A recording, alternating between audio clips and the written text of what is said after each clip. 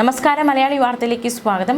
മലയാള cinema താരങ്ങളുടെ സംഘടനയായ AMMAയിലെ ആഭ്യന്തര തർക്കങ്ങൾ, ചേരിപ്പോര് അത് വലിയ രീതിയിലുള്ള ഒരു പ്രതിസന്ധിയിലേക്ക് നീങ്ങുകയാണ്. പരസ്പരം അങ്ങോട്ടും ഇങ്ങോട്ടുമുള്ള പോര്, വാഗ്വാദങ്ങൾ, ആരോപണം ചൊരിയലൊക്കെ ശക്തമാവുകയാണ്.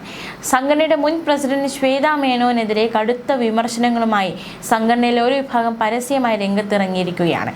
ഇതിനിടെ പ്രശ്ന പരിഹാരത്തിനായി നടനും MLAയുമായ രമേശ് പിഷാരടി സംഘടനയുടെ മുൻ പ്രസിഡന്റ് നടി ശ്വേതാ മേനോനുമായി നടത്തിയ സ്വകാര്യ ഫോൺ സംഭാഷണം സമൂഹ മാധ്യമങ്ങളിൽ പ്രചരിച്ചിരുന്നു. അവിടെയും പ്രശ്നമുണ്ടായിരിക്കുന്നു. രമേശ് പിഷാരടിയുടെ ഇരുവരുടെയും ഫോൺ സംഭാഷണത്തിലെ ചെറിയൊരു ഭാഗം കട്ട് ചെയ്ത് അത് പിഷാരടിയുടെ സംസാര രീതി അത് മോശമാണെന്ന രീതിയിലൊക്കെ വലിയ രീതിയിലുള്ള പ്രചാരണം പിഷാരടിക്കെതിരെ നടക്കുകയാണ്. സംഭവത്തിൽ പ്രതികരിച്ച് കഴിഞ്ഞ ദിവസം രമേശ് പിഷാരടി രംഗത്തെത്തിയിരുന്നു. പ്രശ്നങ്ങൾ രമ്യതയിൽ പരിഹരിക്കണമെന്ന ആത്മാർത്ഥമായ ആഗ്രഹത്തോടെ താൻ ശ്വേതാ മേനോൻ, അൻസിബ ഹസൻ, ടിനി ടോം, മല്ലിക സുകുമാരൻ, ലക്ഷ്മി പ്രിയ എന്നിവരുമായി മണിക്കൂറുകളോളം സംസാരിച്ചുവെന്നാണ് അദ്ദേഹം പറഞ്ഞത്. അത്തരത്തിൽ നടത്തിയ അനുരഞ്ജന സംഭാഷണങ്ങൾ ഒന്ന് മാത്രമാണ് പുറത്തു വന്നതെന്നും ഇത് മാധ്യമങ്ങൾ പറയുന്നത് പോലെ ഒരു ഓഡിയോ ലീക്കല്ല, മറിച്ച് ബോധപൂർവം ചെയ്ത ഒരു റിലീസാണെന്നുമായിരുന്നു രമേശ് പിഷാരടി കഴിഞ്ഞ ദിവസങ്ങൾ പ്രതികരിച്ചത്. ലീക്കും റിലീസും തമ്മിൽ വലിയ വ്യത്യാസമുണ്ട്. ആ ഓഡിയോയുടെ ക്വാളിറ്റിയും ഫോൺ ടോണും ശ്രദ്ധിച്ചാൽ അത് എവിടെ നിന്നാണ് പുറത്തുവിട്ടതെന്ന് കൃത്യമായി മനസ്സിലാക്കാൻ സാധിക്കുമെന്നാണ് രമേശ് പിഷാരടി ഈ പുതിയ വിവാദങ്ങളെക്കുറിച്ച് പറഞ്ഞത്. മാത്രമല്ല, ഫോൺ സംഭാഷണത്തിലെ ഒരു പ്രസ്തുത ഭാഗമാണ് ഇപ്പോൾ സോഷ്യൽ മീഡിയയിൽ രമേശ് പിഷാരടിക്കെതിരെ വലിയൊരു ആയുധമായി ഉപയോഗിക്കപ്പെടുന്നത്. ശ്വേതയോട് ദ്വയാർത്ഥ പ്രയോഗം നടത്തിയെന്ന് ചൂണ്ടിക്കാട്ടിയാണ് സോഷ്യൽ മീഡിയ രമേശ് പിഷാരടിയെ വിമർശിക്കുന്നത്. ആ പുറത്തു വന്ന ഫോൺ കോളിലെ ചർച്ചയായ സംഭാഷണ ശകലം ഇങ്ങനെയാണ്. പിഷാരടി, എവിടെയാണ് ഇപ്പോൾ നിങ്ങളെന്ന് ശ്വേതാ മേനോട് ചോദിക്കുന്നു. ശ്വേത, ഞാൻ ക്രൗൺ പ്ലാസയിലാണ് എന്ന് പറയുന്നു. എന്താണ് പരിപാടി എന്ന് ചോദിച്ചപ്പോൾ ശ്വേതാ മേനോൻ, എൻ്റെ ഭർത്താവ് ഇന്ന് വൈകുന്നേരം വരും, അതുകൊണ്ട് ഞാൻ ഇവിടെ വന്നതാണ് എന്ന് പറയുന്നു. അപ്പോൾ പിഷാരടി അത്രയേ ഉള്ളൂ എന്ന് പറഞ്ഞ് ചിരിക്കുന്നു.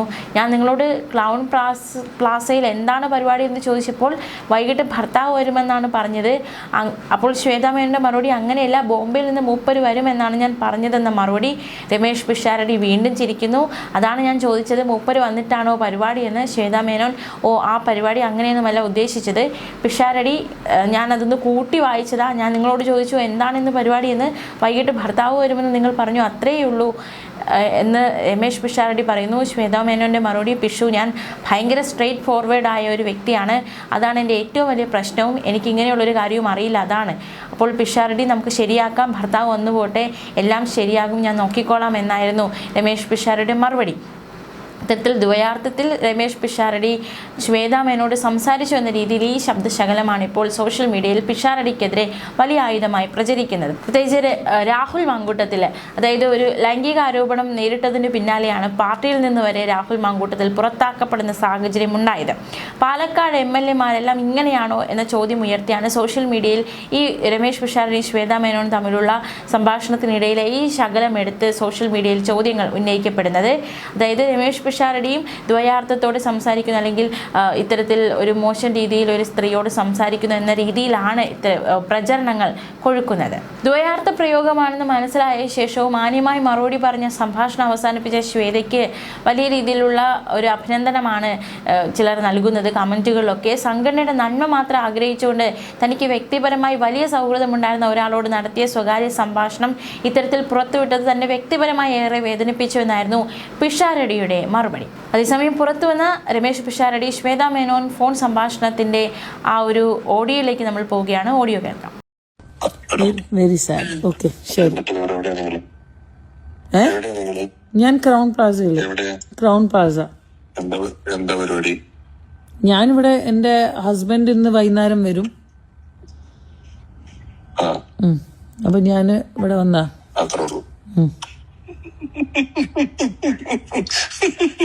ഹലോ, എന്തേ ഞാനേ നിങ്ങളോട് ക്രൗൺ പ്ലാസ എന്താ പരിപാടി ഇന്ന് വൈകിട്ട് ഹസ്ബൻഡ് വരുമോ? അല്ല, അതല്ല, ഞാൻ അങ്ങനെയല്ല, ബോംബെന്ന് മൂപ്പര് വരും എന്നാ ഞാൻ പറഞ്ഞു. അതാ ഞാൻ പറഞ്ഞു, മൂപ്പര് വന്നിട്ടാണോ പരിപാടി? ഓ, ആ പരിപാടി, അങ്ങനെയൊന്നുമല്ല. അല്ലേ, ഞാനത് കൂട്ടി വായിക്കാം.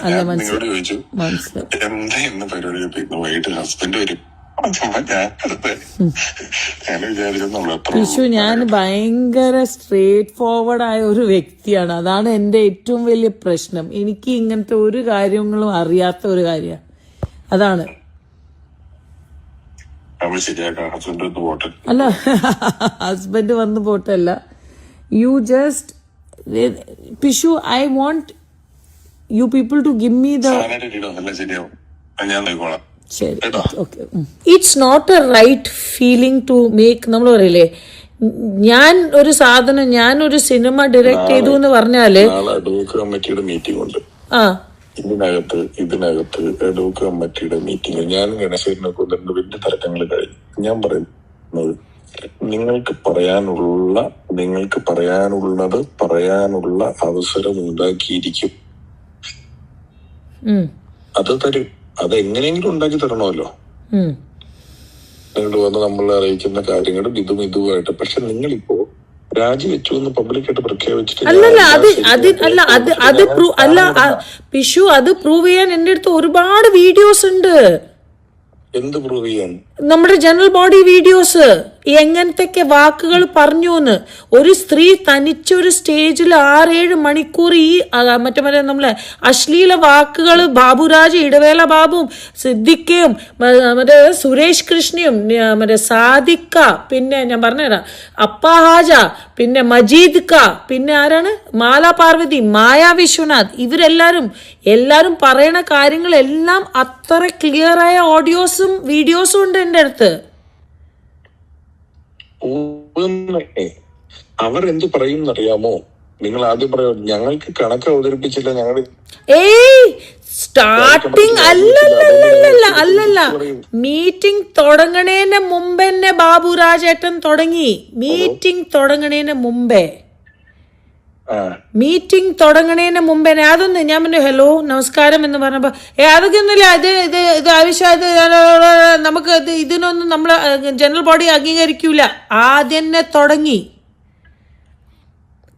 പിന്നെ ബാബുരാജേട്ടന്റെ ഓരോ വാക്കുകള്, സിദ്ദിഖാന്റെ ഓരോരോ വാക്കുകള്, പിഷു വേറെ ഏത് സ്ത്രീ ആണെങ്കിലും മനസ്സിലായോ, അത്ര നേരം നിൽക്കൂല.